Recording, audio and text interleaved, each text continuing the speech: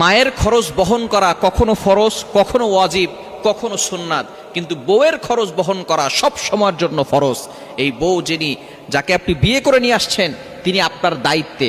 আপনার মায়ের হাজবেন্ড রয়েছে, আপনার মা আছে, আপনার বাবা আছে, সুতরাং আপনার মায়ের দায়িত্ব আপনার বাবার। সুতরাং আপনার জন্য প্রেক্ষাপট অনুযায়ী আপনার জন্য কখনো ফরজ হবে খেদমত করা, দায়িত্ব পালন করা ফরজ হবে, কখনো ওয়াজিব হবে, কখনো সুন্নাত হবে, কিন্তু বউয়ের দায়িত্ব পালন করা সব সময় আপনার জন্য ফরজ।